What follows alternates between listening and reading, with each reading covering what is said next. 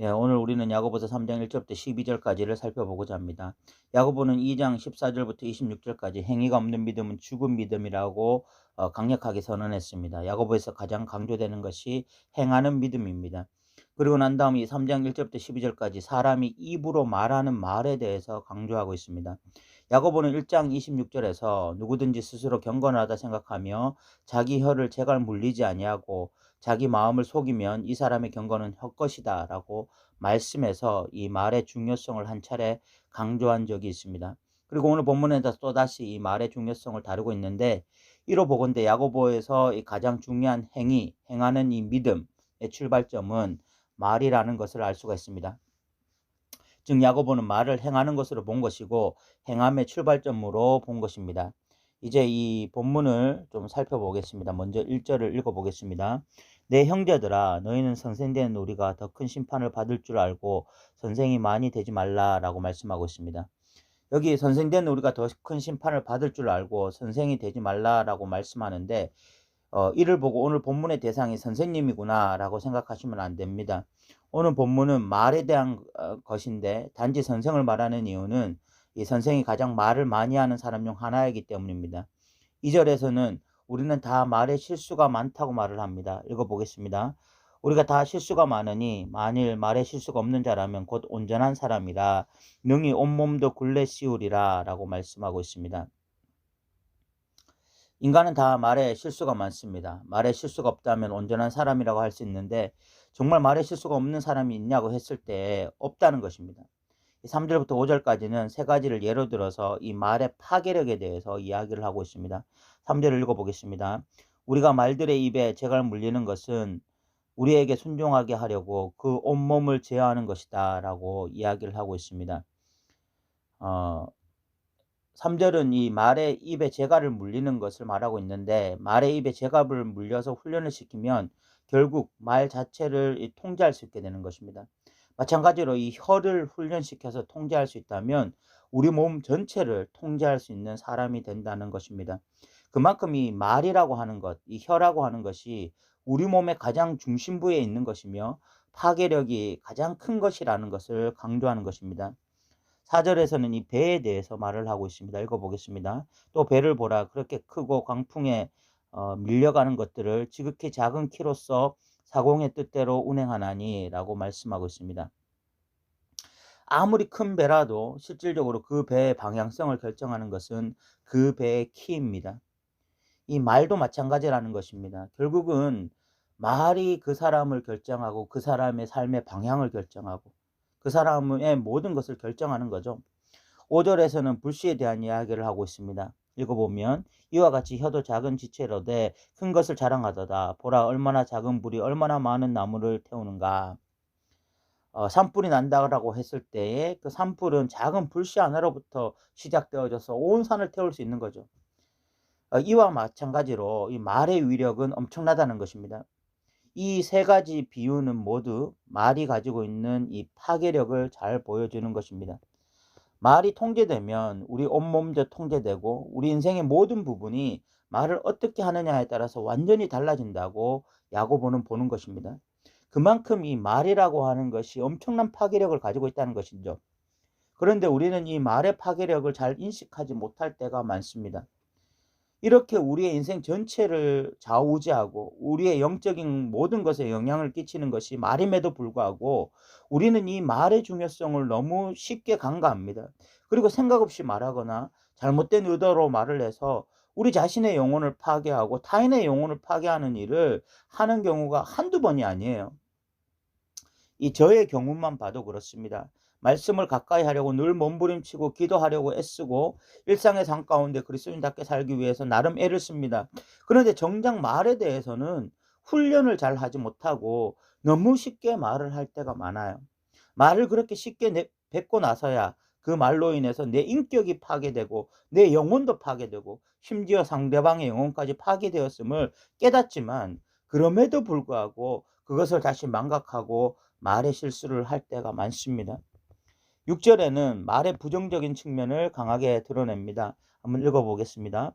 혀는 곧 불이요 불의의 세계라. 혀는 우리 지체 중에서 온몸을 더럽히고 삶의 수레바퀴를 불사르나니 그 사르는 것이 지옥불에서 나느니라 라고 말씀하고 있습니다. 야고보는 혀는 곧 불이다라고 말을 합니다. 그만큼 강력하다는 것이죠. 그리고 난 다음 혀는 불의의 세계라라고 말을 합니다. 다시 말해서 혀는 악한 것이다라고 말을 하는 것입니다. 이는 혀의 부정적인 측면을 강하게 드러내는 것입니다. 혀 자체가 항상 악한 것은 아니죠. 혀는 하나님을 찬양하고 기도하며 이웃을 사랑하는 도구로 요긴하게 쓰이기도 합니다.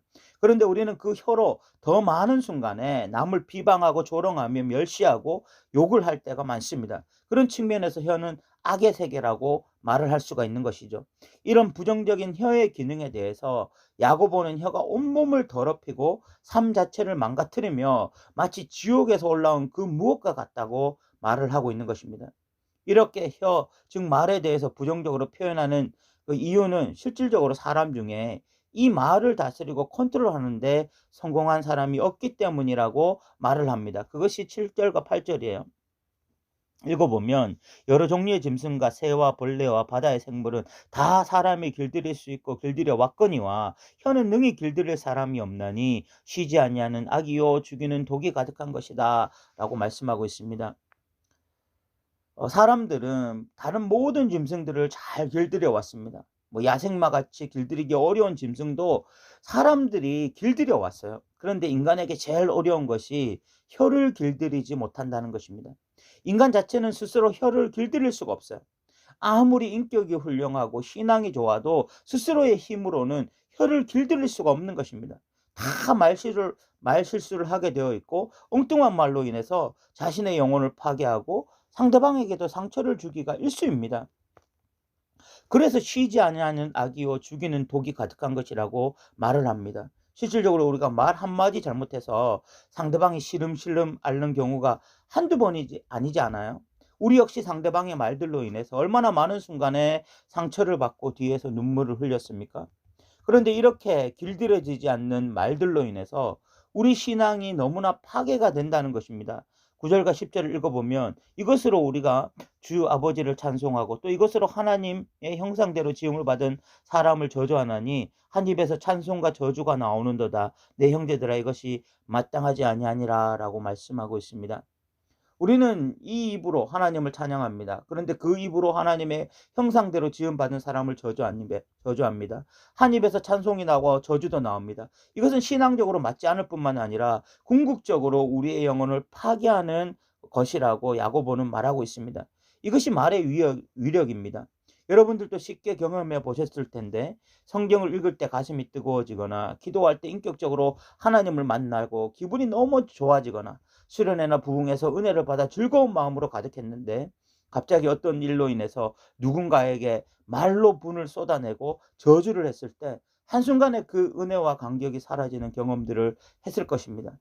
몇 날 며칠 수련회를 기도로 준비하고 수련회에 참석해서 그렇게 큰 은혜를 받고도 말 한마디로 인해서 그 모든 것이 허공으로 날아가 버리는 그런 경험들이 있었을 거예요.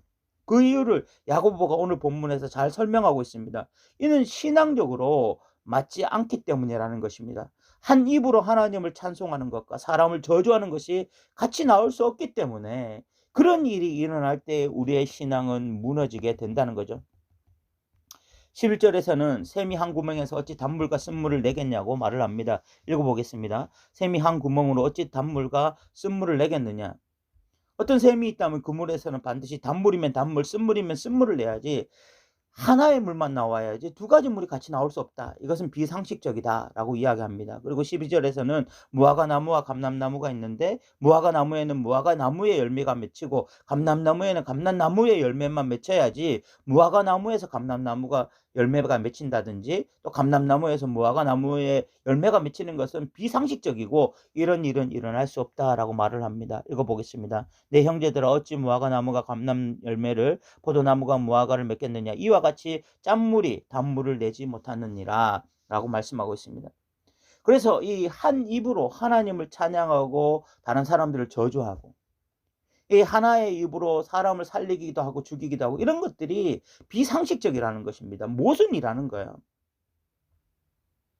결국은 이런 것들이 우리의 신앙을 파괴하는 주 원인 중에 하나라는 거예요. 그런데 야고보는 8절에서 혀를 길들일 사람이 없다고 분명히 말을 했습니다. 혀를 길들일 사람이 없는데 어떻게 우리가 하나님만 찬양하며 형제들을 비방하지 않으며 그렇게 살 수 있겠습니까? 여기에 아주 중요한 두 가지 사실이 있습니다. 혀를 길들일 사람은 없지만 혀를 길들일 성령 하나님은 계시다는 사실입니다. 우리는 우리의 힘으로 혀를 길들일 수 없습니다. 우리는 언제나 말 실수가 잦을 것이며 하나님을 찬양하던 그 입술로 형제 비방을 할 것입니다. 그러나 우리가 성령 하나님께 사로잡히면 우리의 혀는 길들여질 것입니다.